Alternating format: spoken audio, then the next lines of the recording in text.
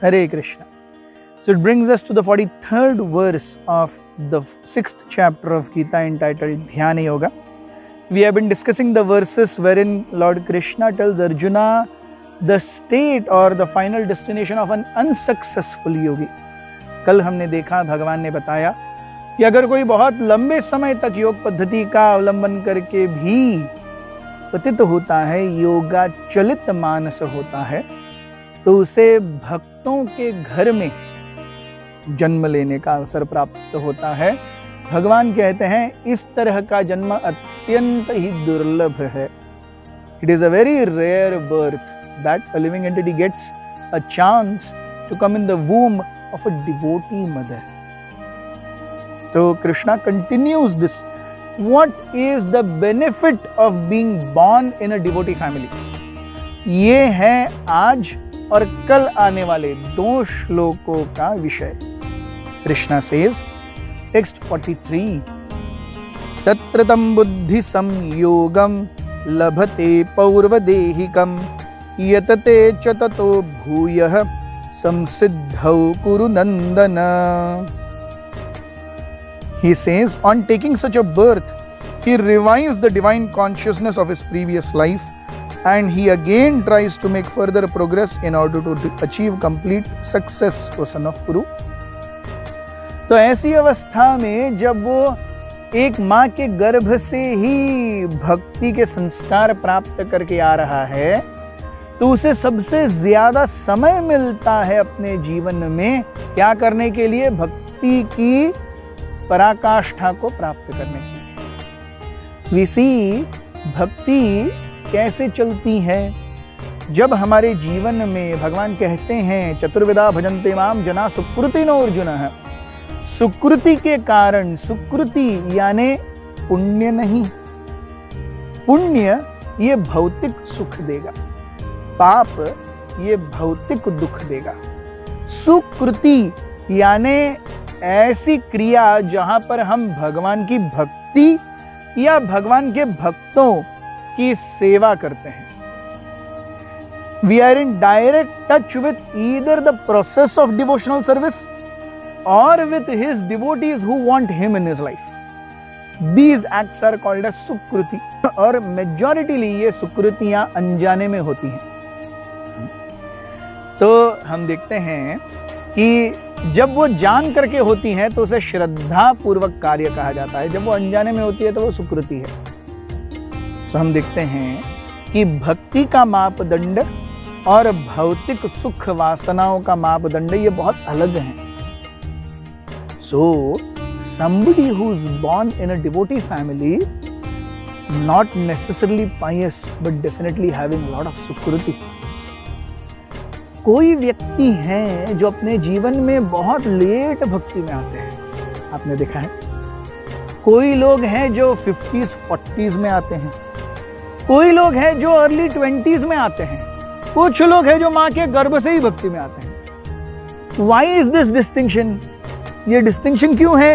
ये डिस्टिंक्शन इसीलिए है क्योंकि जितना ज्यादा समय उसने सुकृति और भक्ति करने का प्रयास किया है, जितना ज्यादा उस व्यक्ति के हृदय में श्रद्धा है, उस हिसाब से आगे आने वाले जन्मों में उसे ज्यादा समय दिया जाएगा उसको कंप्लीट करने के लिए। It is exactly like a formula 1 race. आपने ऑब्जर्व किया है how in a formula 1 race cars are placed. World number 1 always gets the first position.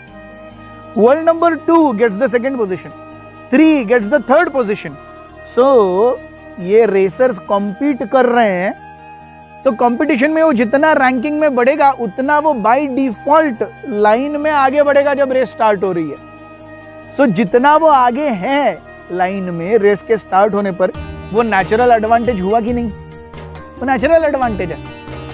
उसी प्रकार से जितना ज्यादा भक्ति के मार्ग में वो जीव आगे बढ़ा है, उतना जल्दी इस जीवन में उसे भक्ति करने का प्रयास मिलता है, भक्ति करने का अवसर मिलता है। Yes, so we see it's a great science. Nothing is happening अक्कड़ बक्कड़ बम्बे बो। Everything is happening because the system is working. Krishna's transcendental system is working. So यहां भगवान कहते हैं तत्र तम बुद्धि संयोग, क्योंकि वो एक भक्त के घर में आया है, जन्म लिया है, अपनी बुद्धि को वो इंद्रिय भोग में नहीं लगाता, संयोग, वो अपनी बुद्धि को योग पद्धति में ही संलग्न करता है। क्यों ऐसा हो रहा है? लभते पौर्वदेहिकम, he remembers his past life, naturally he becomes attracted. You see, there are two kind of people who come to Krishna consciousness. भक्ति में दो प्रकार के लोग आते हैं। First, those who are seekers. अरे मैं ढूंढ रहा हूँ भगवद गीता, मैं देख रहा हूँ कहाँ मिलेगा मुझे कृष्ण के बारे में, कहाँ मिलेगा मुझे इस्कॉन, मैं ढूंढ रहा हूँ। And second category are those who are bumpers. मैं ऐसे ही घूम रहा था, कोई तो एक भक्त मिला, उसने मुझे बुलाया, मेरे को अच्छा लगा, मुझे पता ही नहीं चला मैंने कब भक्ति के प्रोसेस को स्वीकार कर लिया, कब मेरे हाथ में माला आ गई, कब मैं धोती कुर्ता पहनने लगा। So there are seekers who are seeking and that's why they come to Krishna. There are bumpers who are not seeking but by default they come to Krishna. So somebody who is not seeking, how does he get rooted in Krishna consciousness? पौर्वदेहिकम, पिछले जन्मों के कारण यह हो रहा है, ऐसे ही नहीं हो रहा है। Yes. So we see, जब जितना ज्यादा समय किसी भी जीव को इस जीवन में भक्ति करने का प्रयास करने के लिए मिलेगा, प्रकृति और Krishna is being fair with him. Yes, so ज्यादा भक्ति की है पिछले जन्मों में, ज्यादा समय मिल रहा है इस बार उस भक्ति को कंप्लीट करने के लिए। बहुत भक्ति की है पिछले जन्मों में, तो right from mother's womb he is hearing Hari katha, Hari कीर्तन, भागवत, माँ के जप का असर हो रहा है उस भक्त के ऊपर। यस, ये सब गर्भ में भी होते हैं। हम देखते हैं भागवत में प्रहलाद महाराज, नारद मुनि कयाधु को उपदेश दे रहे थे भागवत का, कयाधु सो रही थी, नारद मुनि अपने गर्भ में, अपनी माँ के गर्भ में, प्रहलाद महाराज अपनी माँ के गर्भ में उसे सुन रहे थे। हम देखते हैं भरत महाराज was a great devotee, but somehow at the last stage of his life he got attached to a deer, because of which he could not continue his devotional service. He became attached to a deer. अगले जीवन में because he was attached to a deer, he became a deer. वो खुद एक हिरन बने, लेकिन लभते पौर्वदेहिकम, he remembered his previous life. अरे मैंने क्या किया पिछले जन्म में, मेरा जीवन मैंने व्यर्थ गवाया। So Bharat Maharaj, in the form of a deer in the next life, he just waited for this life to go, and he kept on associating with saintly persons. क्योंकि एक हिरन के जन्म में हम और क्या कर सकते हैं, कितना कर सकते हैं। In the third life, he gets the body of Jada Bharat.